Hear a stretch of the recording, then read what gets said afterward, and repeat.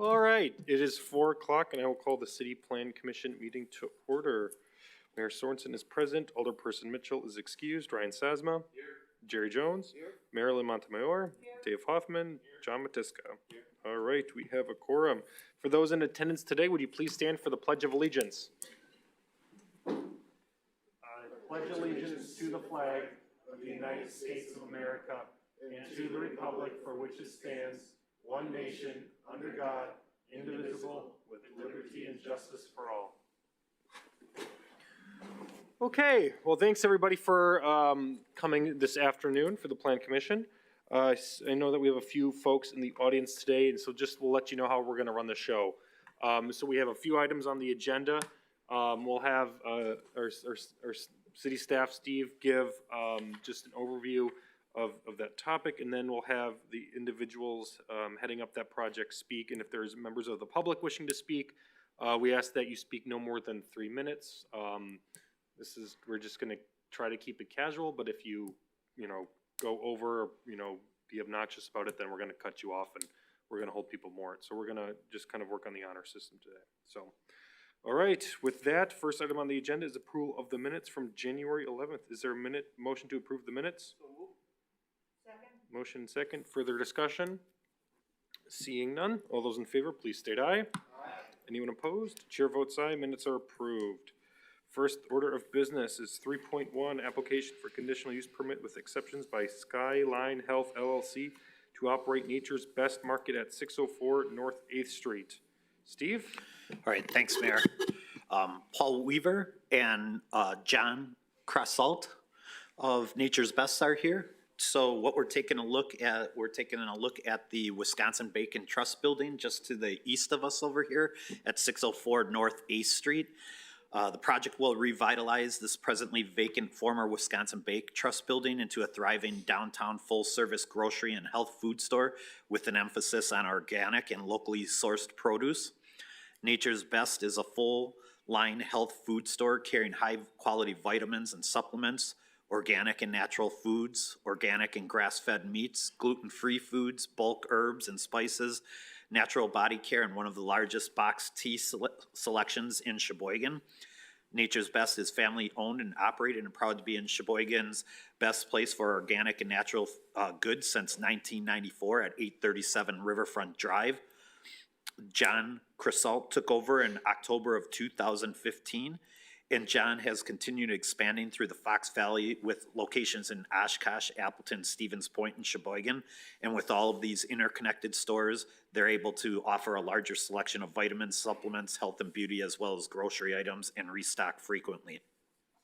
Deli items such as salads and sandwiches will be offered, along with a juice and a smoothie bar. Changes being proposed are focused in 2 areas and geared towards transforming the property into a more retail-oriented building. On the corner of North 8th Street and Center, 5 bays of the building will have the brick cladding removed to create large openings on the street face. These will be infilled with storefront glass system to help better connect the store with pedestrian experience and to enliven the street corner with activity. So that's the view you have before you is looking north, and that's the northwest corner of the building. So an attractive new look to 8th and Center. The second and larger change is located on the west facade of the building, where they're proposing to remove a portion of the drive-through canopy to create a new entrance vestibule for the store. Some of the existing steel of the canopy will be used in the design. Changes along the west side are geared towards creating a larger, more prominent entry on what was once the back of the building. As this facade faces the parking for the property, it will functionally become the new front of the building and must adapt to reflect that reality. And that new west entrance is designed for customer convenience off the adjacent parking lot and also for the control of flow, safety, and security of products and staff. The parking lot will be redone and landscaping refreshed and expanded. Just some minor improvements and removing of some curb and gutter to make things a little bit more easier from an access perspective. Approximately 6 to 8 full-time employees will be employed at Nature's Best. The applicant has showed a couple of just renderings of what some of the signage could look like. They'll still have to bring in the end design before there's a formal approval. Plan Commission may want to have the applicant explain what new products and services can Nature's Best provide in the larger store. Will there be any access to North 8th Street? And if there's a dumpster, where that's to be located, and a little bit about their improvements to the parking lot and what type of construction schedule they're looking at. So staff is recommending approval of the project, subject to the conditions you have before you. I can answer any questions, and the applicants are here. Awesome, thanks, Steve. Anyone wishing to speak on this, add any more information? Paul? Yeah, you're good. Thank you very much, Steve. Once again, good intro for us, good background on the project. I'm Paul Weaver with 8th Street Investments. We're the owner of the building and are happy to have John Cresselt here with us, who's the owner of Nature's Best. We are excited to revamp this building. It's, as you know, the old Wisconsin Bank and Trust, and it's been sitting since we purchased it about 2 years ago, looking for the right adaptive reuse for it.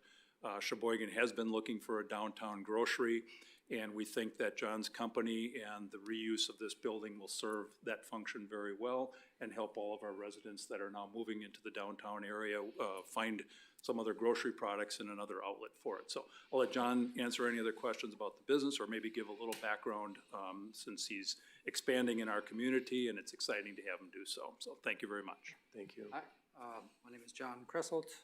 Thank you for having me. I own Nature's Best Market, and this is one of 7 stores that we have. What we've noticed in the last couple of years is that our grocery departments have expanded drastically. The desire and need has expanded drastically, and as such, we must accommodate. With this new location, it'll allow us to quadruple, sextuple our grocery selection, which is going to be huge. There's a lot more growth in downtown with people moving in, and a lot more need for a good grocery store. We plan to be that grocery store for the downtown, us coupled with a couple of the other small grocery stores that are growing downtown. I think it's going to be excellent. We look forward to future growth here in the city. Awesome, thank you. Comments from commissioners? Jerry? Thank you. Could you expound on whether there will be access on 8th Street and also what the hours will be? I think I missed that portion. So there won't be any access on 8th Street. In order to control the flow of customers coming in and out of the store, we're going to keep the access to the parking lot area. We'll have proper signage on 8th Street to explain to come around, and obviously that we're there. But everything's going to come through this back entrance that you see on the screen. Sorry, what was the second question? Oh, the hours of the store. We'll be looking at 9 a.m. to 8 p.m. Monday through Saturday, and Sunday is going to be 9 to 5. You're welcome. Additional comments? Ryan? Yeah, where's like your dumpster location going to be? Is it going to be back in a parking lot, or? It'll be in the back parking lot, actually behind the fenced-in area on the northwest corner. Okay. It's an area that used to house an air handler and a generator system that was Right. back there. So it's behind 2 screened areas already. It's already screened. That. Great. Okay. Thank you. Additional comments? I guess I have a comment. I know right now, this area of downtown gets a little dark, when it's nighttime. What are you all doing in terms of lighting for the building on the outside? Paul? Yeah, good question, Mayor, thank you. We are relamping the whole building on the exterior, bringing it back to kind of the level of lumens that it used to have. There's a lot of really nice canopies that light downwards on the brick that was there, designed back in the 60s. And then we're relamping and putting in additional parking lot lighting on the backside for the customer parking lot. Perfect, thanks. Additional comments? Anyone from the public wishing to speak on this item? Dave? Are you going to be expanding your fresh foods and produce and also frozen food department? Yes, so we actually have huge expansion into into fresh foods, into produce. Big produce department being put in that'll Well, right now, we almost have no produce department, so this will drastically increase that. Our refrigeration is going to, what is it, 20, I think it's 21 or 22 doors of refrigeration, plus open face refrigeration. It's a huge expansion for us in refrigeration, fresh, organic, and produce. And do you have another store that's this large? Yes, so we actually, 2016, opened a store in Oshkosh that is almost exactly the same size. It really was our blueprint for this store. This store, we wanted to just increase upon that and make it better any way that we could. And we feel that we've been able to do that with our design with this store. Thank you. You're welcome.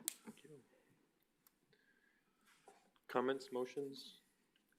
I make a motion to approve. Second. There's been a motion second. Additional comments? All right, I just want to say thanks so much for expanding and growing, especially right here in downtown Sheboygan. It's something that we've gotten a big, good feedback on as well too. So congratulations, thank you. I appreciate that, thank you. Seeing no more comments, all those in favor of approval, please state aye. Aye. Anyone opposed? Chair votes aye, that's approved. Thank you. Next item is 3.2, application for conditional use permit with exceptions by Bray Architects to construct a new addition to the Sheboygan County Detention Center located at 2923 South 31st Street. Steve, take it away. All right, thanks, Mayor. Jib Tabeast, representing Sheboygan County, is here, as well as Steve Coonan from Bray Architecture. So we're taking a look at the Sheboygan County Detention Center at 2923 South 31st Street. And the project that we're looking at is referred to as an alternative to incarceration. The addition size is approximately 3,500 square feet, single-story slab on grade with an attached canopy. The addition will house the offices of the Sheriff's Department personnel in support of the alternative to incarceration program. The primary use of the facility is to process the mandated weekly urinalysis tests for inmates that are not incarcerated. The addition will also support booking processing efforts of inmates, including the assignment of ankle bracelets. The addition will house the offices and sports spaces for these efforts and will not be occupied by the inmates for habitation. The proposed addition will not significantly alter the use of the current detention center. The use of the addition will typically take place during hours of 7 a.m. to 5 p.m. The existing facility has successfully operated at the site since 1998. Applicant believes the proposed conditional use is appropriate because the addition is in support of the current facility operations and does not change how the facility currently operates. The proposed addition was initially planned as part of the 1998 master plan for the construction of the detention center. The use of the alternate to incarceration program is relieving the occupancy needs of the detention center by allowing more inmates to be monitored in lieu of incarceration. The project does add some signage over the existing main entry and to assist in wayfinding, and the signage over the addition canopy reads ATI, which is an abbreviation for the alternate to incarceration. So there's been some general information on the signage. They'll have to submit sign permits at the time they're ready. Plan Commission may want the applicant to explain the construction schedule and if there are any plans for any additional expansions in the future and when that might be occurred. The applicant is requesting an exception from the locational landscape variance requirements, and staff was recommending approval of the addition subject to the conditions you have before you, so I can answer any questions and the applicants are here. Additional comments from the applicants?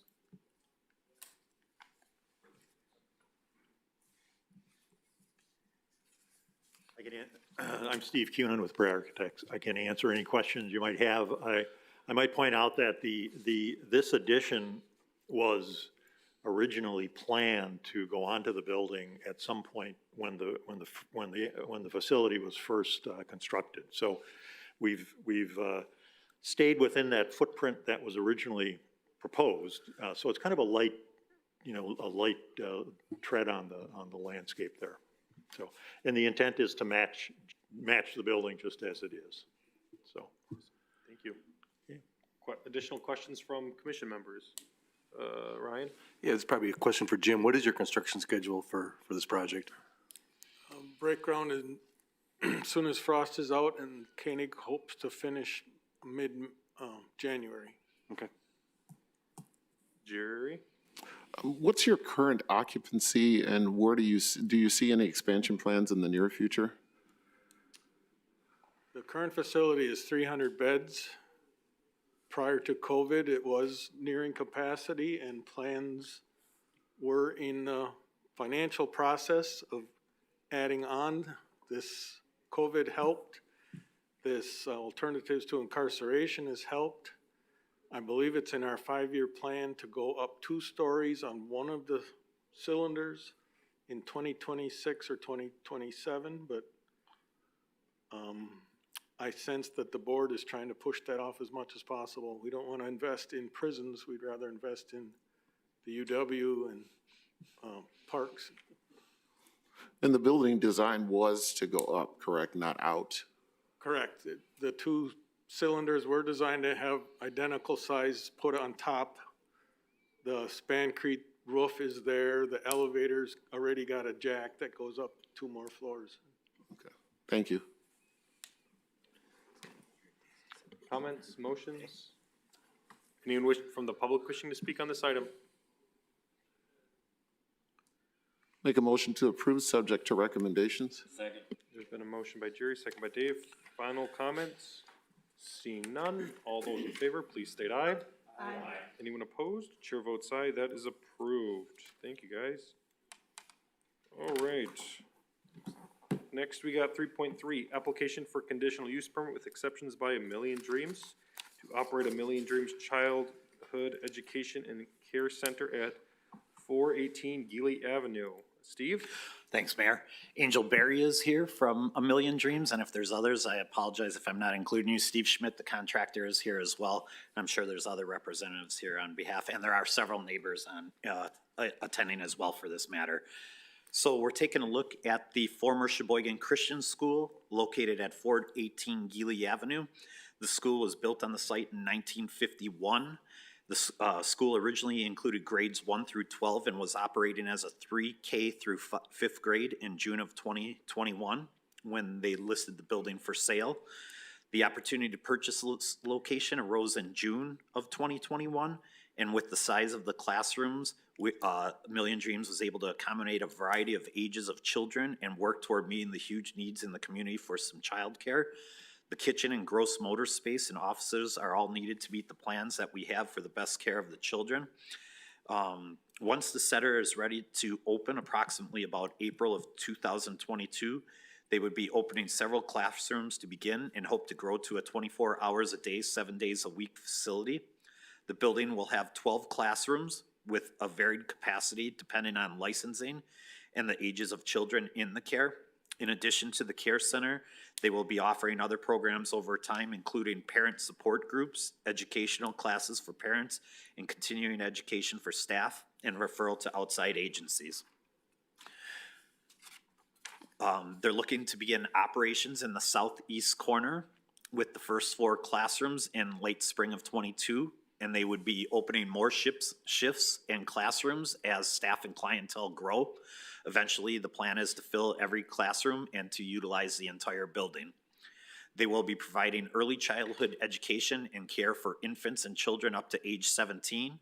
Children over the age of 14 will be in care due to a special need such as cerebral palsy or Down syndrome.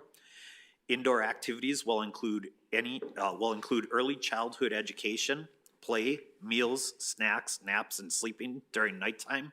Additionally, we'll have programs for family support and education and staff education. Outdoor learning and play will be within the fenced areas currently designated for play on the east side of the building. These areas include the older child playground, which is the playground area that has been there for many years, as well as the area north of the playground that will be made into an age-appropriate and safe for toddlers and young children to play, the tot lot.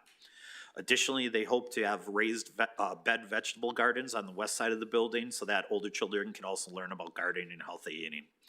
Outdoor activities will include free playtime, organized activities, games. Occasionally, a fun and interactive lesson may take place outside, such as investigating out surrounding or a messy art activity. All outside playtime is supervised. Outside time will be during the daytime, and children will not be outside playing during the nighttime hours. We will have care for overnight hours to meet the needs in the community that are currently unavailable. Infants under 2 years of age will be required to be in the cribs for sleeping. Older children will be using child-care cots inside the classrooms for sleeping, which is the same for nap times during standard daycare hours.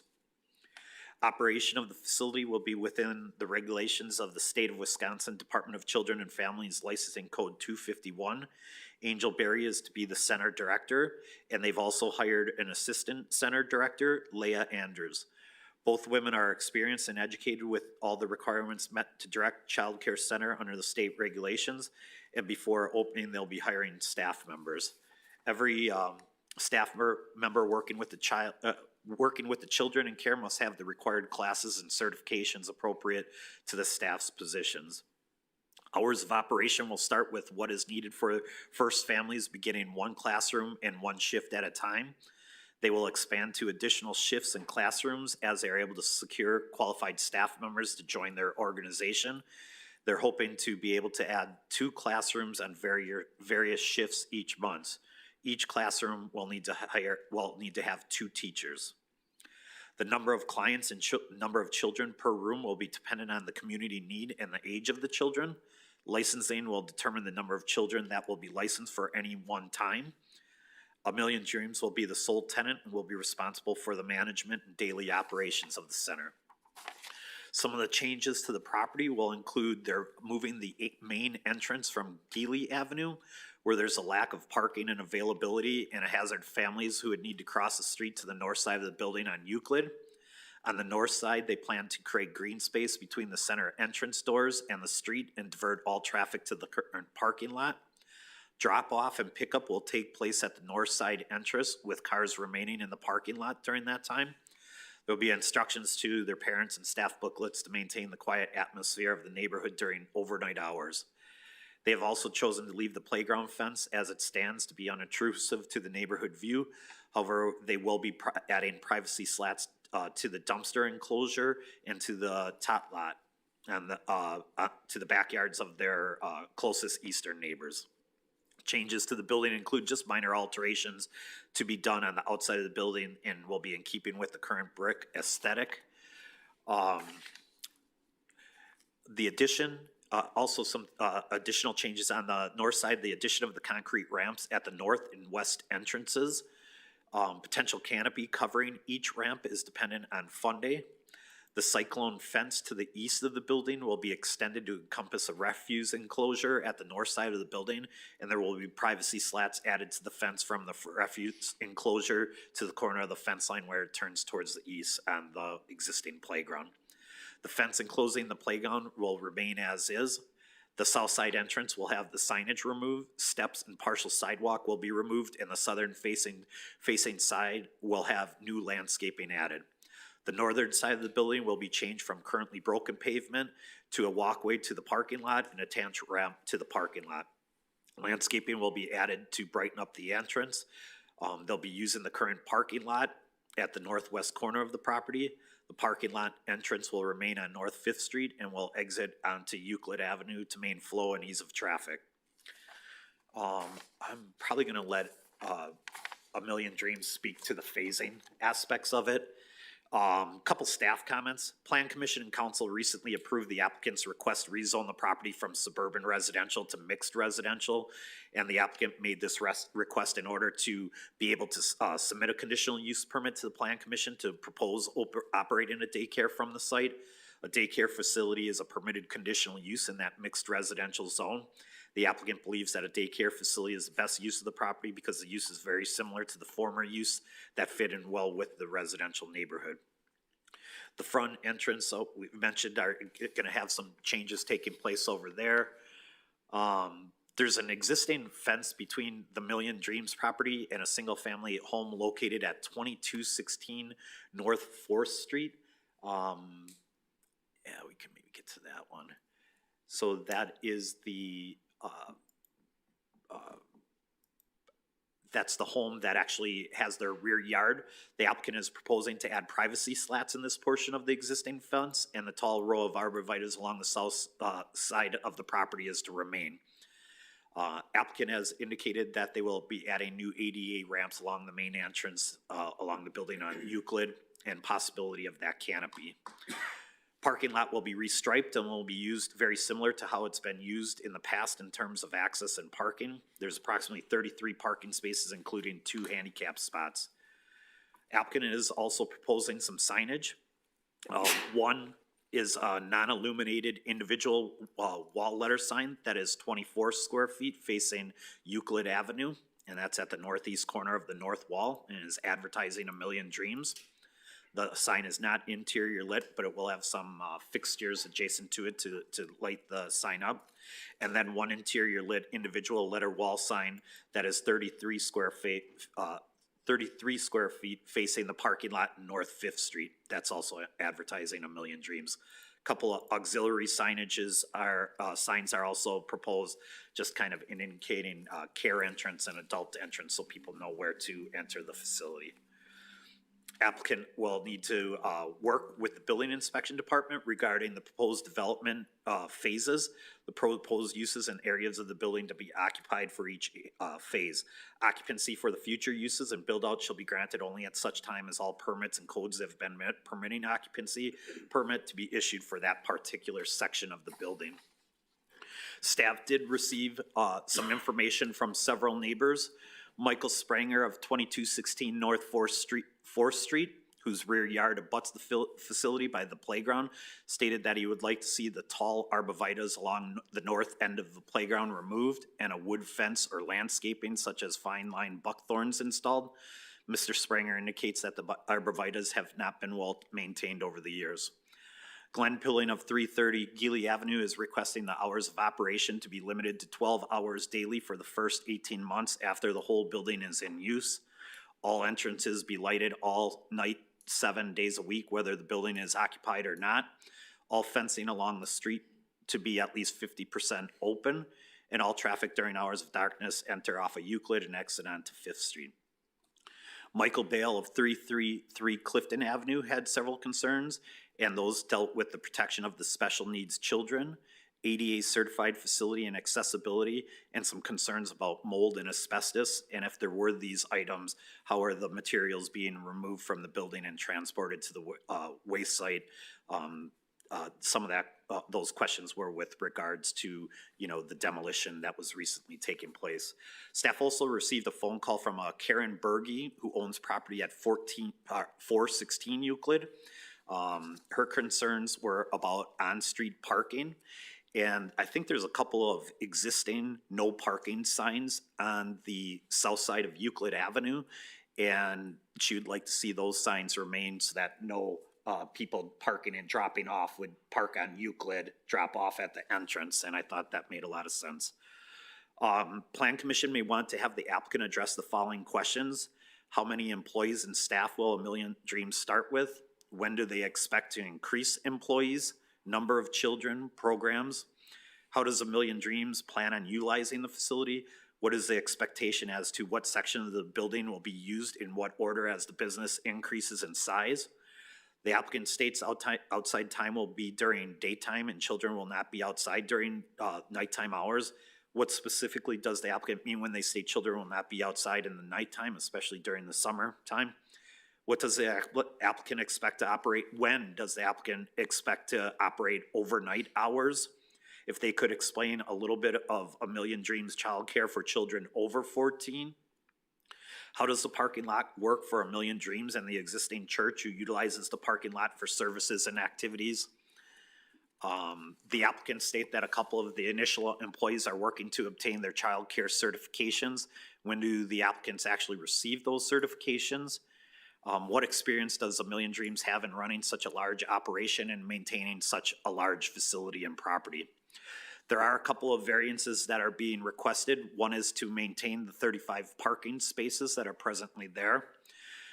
One is to install 2 wall signs totaling 57 square feet as we have shown and looked at. And the applicant is just looking to add fencing along the existing property lines. So staff was recommending approval of the conditional use, subject to the conditions you have before you. I can answer any questions. The applicants are here, and there are neighbors here for this matter. Awesome, thank you, Steve. Applicants, additional questions? Feedback, comments?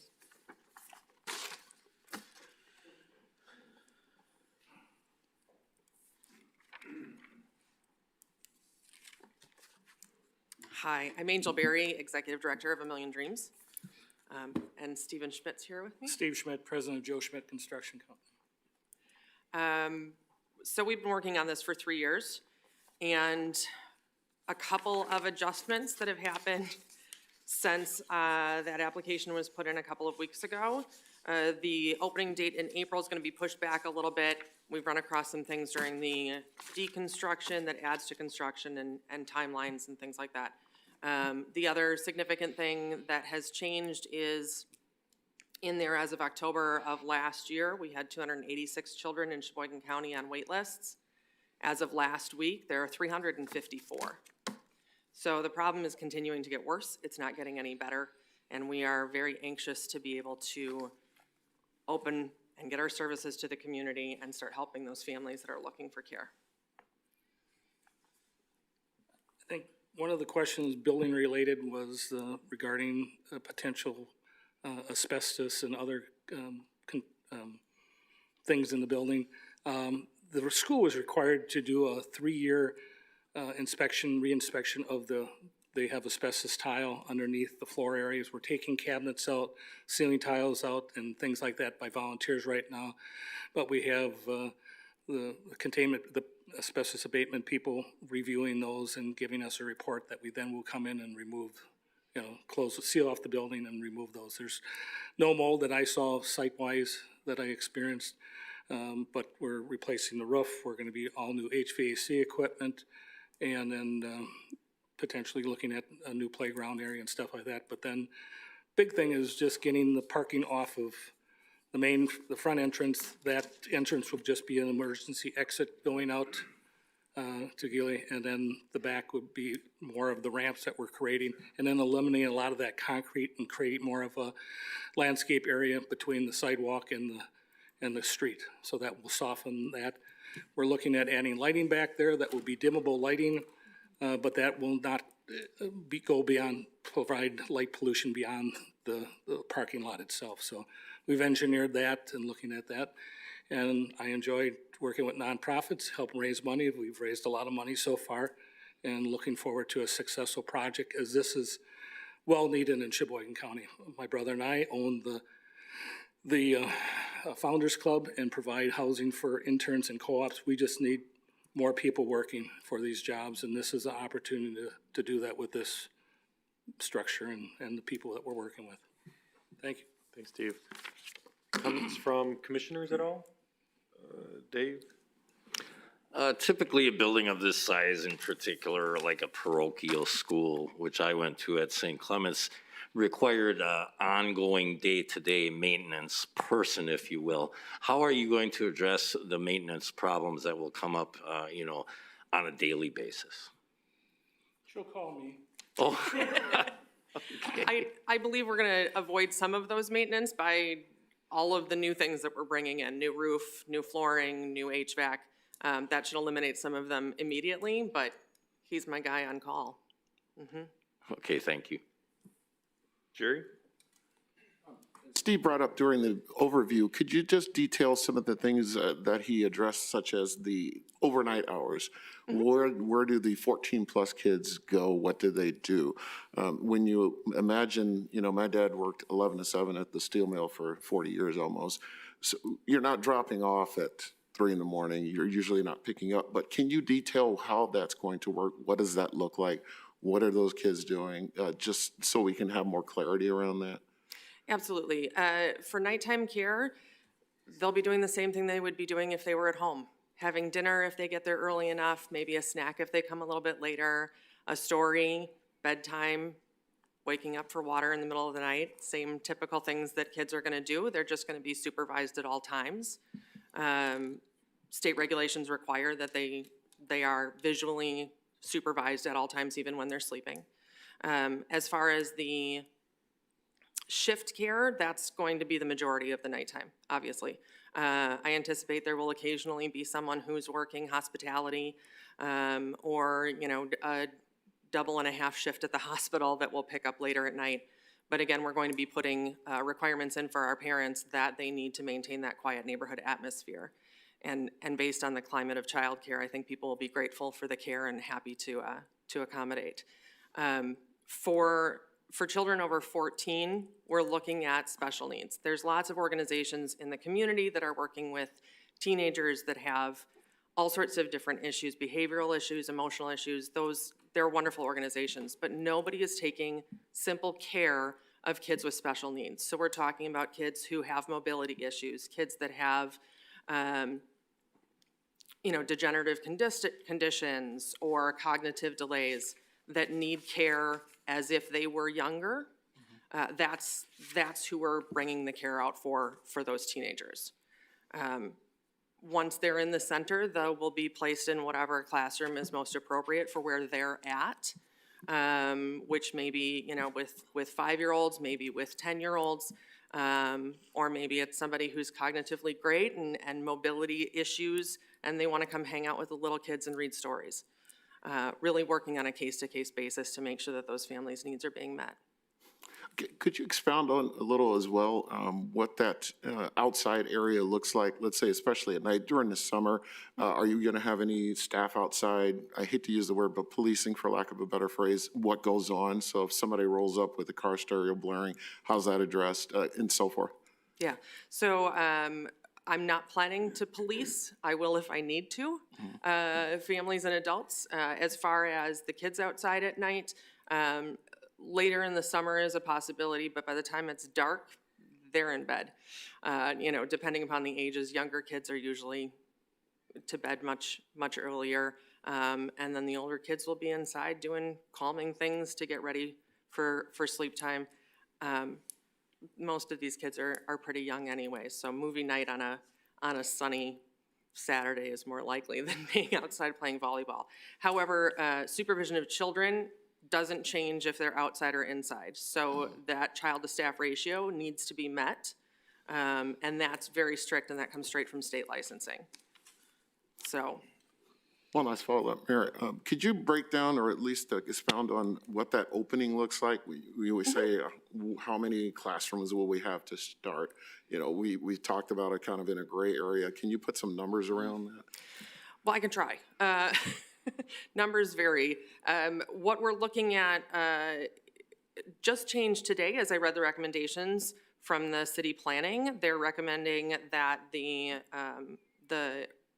garbage enclosure is complete, which changes our access to that side door. So we have to readjust or talk about a temporary or something. We were planning on using a side door on the addition, which would be the section southeast. That was the 4 classrooms we were gonna open first. But access to that is down the side of the building from Euclid. So I'm not sure about phasing at this point. I think we have to rediscuss that and figure out what we can do as far as phasing opening. When we do open, regardless of whether the entire building is complete or a portion is complete, we'll be opening whatever we're capable of staffing at that point. The requirements for staff are pretty stringent with licensing. There's no flexibility on that, so every classroom has to have a lead teacher with X qualifications. As we find more qualified staff, we'll be able to open up more spaces for children. And then how many classrooms and what shifts depend on what the need is in the community. I currently have 32 people who are interested in coming to work for us. They haven't been vetted or anything, but they have expressed interest. And as of today, I have 71 children on a waiting list. Thank you. Ryan? My question is, what's gonna be like a typical day when people are to be getting dropped off and picked up? What kind of traffic flow in the mornings and more of a surge, and the afternoon, more people? Kind of fill me in a little bit on the traffic flow portion of it all? Absolutely. I think there'll be less of a traffic surge than was ever seen while it was a public school, or while it was a school, because we don't have a start time or an end time. Our times are whatever the family needs, because we are a family-centered facility. So we're going to see, you know, maybe a couple of cars at a time, but generally it'll be 1 or 2 cars at a time, kind of coming throughout the day. And then I think there will be, you know, more between 2 and 5 than say between noon and 1. But then overnight, I expect that it will slow down significantly, as will our numbers inside. Okay. Yeah, my other question is like, how's the drop-off gonna work for individuals when they? So we've changed the pull-off drop-off after hearing concerns from the neighbors about that traffic backing up. We've moved everything into the parking lot, so they will pull in off of 5th Street into the parking lot. They will park there, and they will come up the Euclid ramp or the steps to the front entrance, bring their child in, check them into their classroom, and then the parents will exit when they pick up the same way, and then the parking lot exits onto Euclid, because that points straight at an alley rather than at a house. And how many employees do you initially have, like, starting, do you think, employees, full-time employees, they're gonna need parking spots, like 10 or 5 or originally? It depends on how many we have and how many classrooms we have. At a max capacity, we're looking at 160 employees, but that's over 3 shifts and 7 days, Okay. some of which would be part-time. So we're not gonna have maybe 20 employees at a time.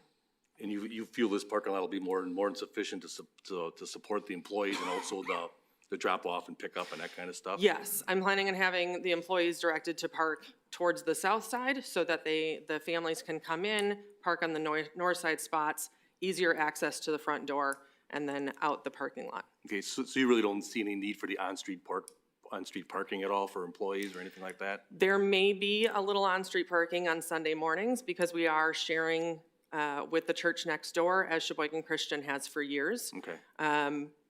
But unlike Sheboygan Christian, we won't have our staff parking 5 days a week. They had used the parking lot as a playground during the day. So the teachers had all parked on the street during the school year.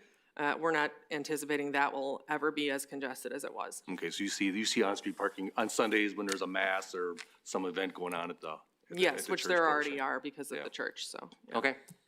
Thank you. Thank you, Ryan. Additional comments from commissioners? John? Can you explain to me what adult entrance is and care entrance and why there's Absolutely. a difference? We're still playing with those terms. Okay. So the front is where children are going to come in. The side is where our staff will be coming in. However, we do plan to offer classes to parents and parent support groups. The regulations for childcare is that you can't do something other than childcare in the licensed childcare space during the hours that you're open, which for us would be always. So in order to offer those classes, we have to have a separate entrance for parents to come in and attend those classes. That location is just inside those side doors. Okay.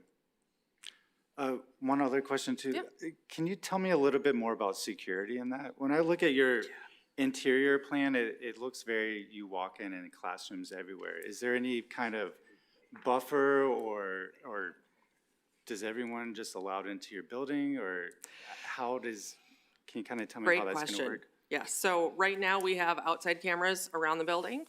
Those will be continuing, and then we'll also be adding inside cameras that are pointed at all of the entrances. The doors will always be locked. The doors all have crash bars for emergency exit, but they will always be locked. They'll be accessible by staff with a key fob or by a call system, which will have a video camera and a button where you can either be let in by a person or by a buzzer.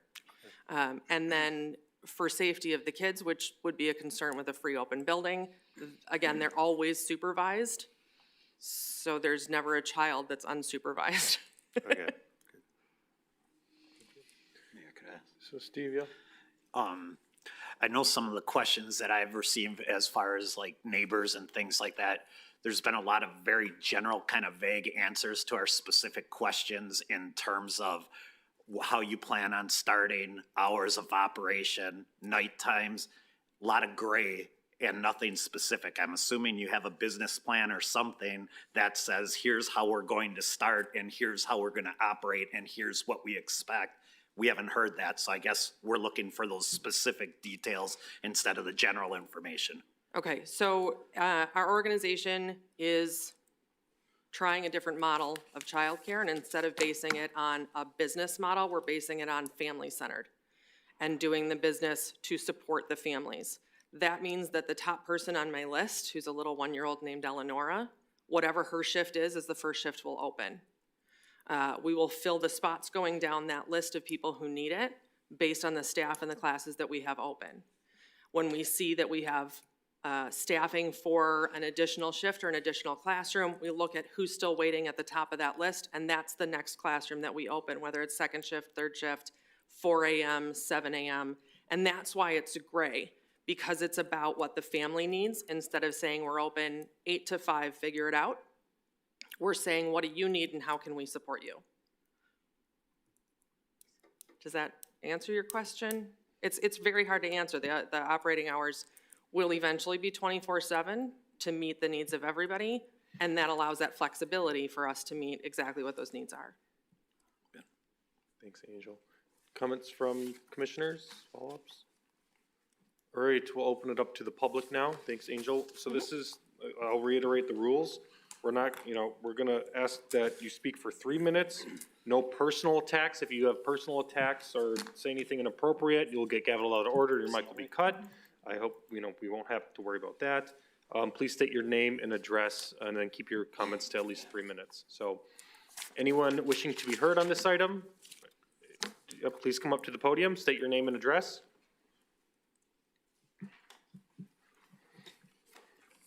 My name's Michael Beal. You let us on the minutes already. I admire your efforts. Every day I pick up the paper here in Sheboygan and I go into the back of the Sun or the Beacon, and there's hundreds of corporations and businesses looking for people.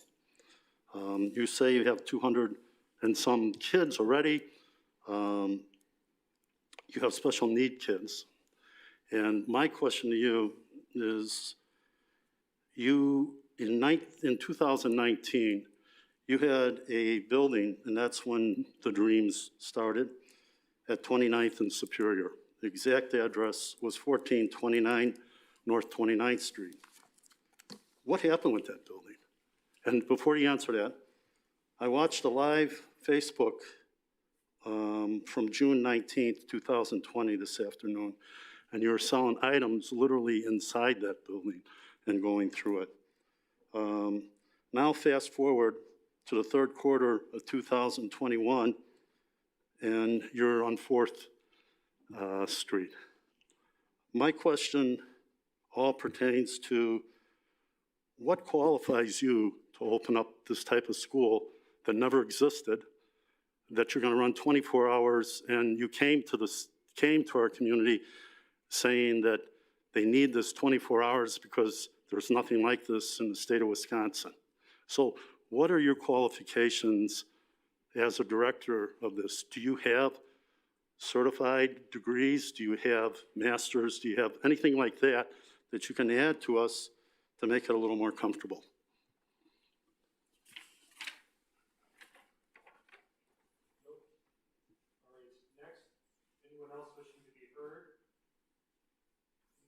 Angel, we're gonna have people talk first. Okay. You don't have to respond if you don't want to. But if there's anyone else to be heard, yeah, please come up. I'm Judy Zimmerman from 2117 North 5th Street. I want to know what's going to happen to the entrance on Gilly Avenue. Because of parking, we have a house on Gilly and we're on 5th and Gilly on the corner. And the teachers were using parking in front of the house all the time on Gilly. And that's not fair to the people living there. That's. Sure, Steve? If we can maybe could we go to the site plan? One of, a couple things that have been proposed as part of this is if you take a look at the bottom of the screen where the arrow is, That's the present entrance to the school at this point in time on Gilly Avenue. And the idea is to remove like the curb, the sidewalk and the appearance that it gives you that it's a front entrance. They want to take some of those steps out, the lights out, and make that green space so that the entrance is more focused on the north side of the building. So that, and correct me if I'm wrong, but the Gilly side is now more of an emergency exit than the official entrance to the facility. Gonna come back to the mic. That's correct. The employees would be using the parking lot and coming through on the north and west sides of the facility. Anyone else wishing to be heard on this item? Anyone else wishing to be heard? Final call. Anyone else wishing to be heard? All right, that concludes our public forum then for this comment. Does the applicant have any closing statements or comments that they'd like to make? Absolutely. I do want to answer questions. Thank you, Mayor. Feel free also, I'll get you guys my business card afterwards. So if you have any other questions that come up, I'm really happy to answer them. We're not going to be parking on Gilly. That one's easy. As far as 29th Street, we were told by a contractor that we hired that it would cost this much money and it could be open at this time. It turned out that quite far into that procedure, he was incorrect, a little unethical and kind of sketchy. So we ended up with a building that was not feasible for what we wanted to do for a price that was reasonable at all. We were led astray, but we've learned. And then this opportunity came up with Sheboygan Christian School, and that is a much better option. We've now brought Joseph Schmidt Construction on, which is a reliable company. And so we're moving on towards that. We did have a fundraising rummage sale in there that you saw the video of, and we're continuing to do different fundraising things over time. As far as being the first in the state and qualifications, we're first in the state to put all of these pieces together. 24 hours, we're not the first 24 hours in the state. We're the first 24 hours now in this county, but I don't know that that's never been done. It just isn't being done right now. And I did daycare in my house for 10 years. My co-center director has worked for Head Start and for childcare for years. And we're, of course, surrounded by other people who know more than us, which I think is the best way to go. And you don't know what you can do until you try. So by surrounding ourselves with all of the right people and by giving it 110%, we're going to give it a shot, and hopefully we'll be successful. But I think that that's true for any business that starts. So thank you. Thank you. All right. All right, and that item is not germane to the item on our topic right now on our agenda. So that item is not germane to the topic on the agenda right now. All right, additional comments, thoughts, questions from commissioners? Motions by commissioners. I move to approve. I'll second. Subject to staff recommendations. Subject to staff recommendations, yes. There's been a motion and second, final discussion. Jerry? And just to clarify the process for people who aren't involved, Steve, this is a conditional use, which means if something goes astray, there's always the opportunity to revisit, correct? Yeah, one of the things that was put in there was if there was any type of situation as far as the use and success and things like that, that there would have to be an applicant, unless that they would have to come back to the Plan Commission before another use of the property could take forward. And so some of the things that were done during the rezoning process was to really limit the types of other uses that could be, done should something happen to A Million Dreams. we kept it to the mixed residential, which is a residential zoning that wouldn't allow for other types of commercial uses or things like that. In the mixed residential, it allows for the daycare facility. It does allow, similarly to the suburban residential, schools, obviously, hospitals, things of that nature, but that was kind of the reason why they went with the mixed residential, was to limit the other types of uses that could potentially occur out of the building. All right, there's been a motion and second. All those in favor of, Dave? Quick question. Are you free and clear of the old building? Are you done with that? We own it free and clear. The old building? You do? For storage. Thank you. All right. Last call. There's been a motion and a second to approve, subject to staff recommendations. All those in favor, please state aye. Aye. Anyone opposed? Chair votes aye. That item is approved. Thank you. That concludes our agenda. Next meeting is February 15th. Is there a motion to adjourn? Motion and second. All those in favor of adjourning, please state aye. Aye. Anyone opposed? Chair votes aye. We're adjourned at 4:55. Good evening, everybody. Thank you. Thanks, everybody.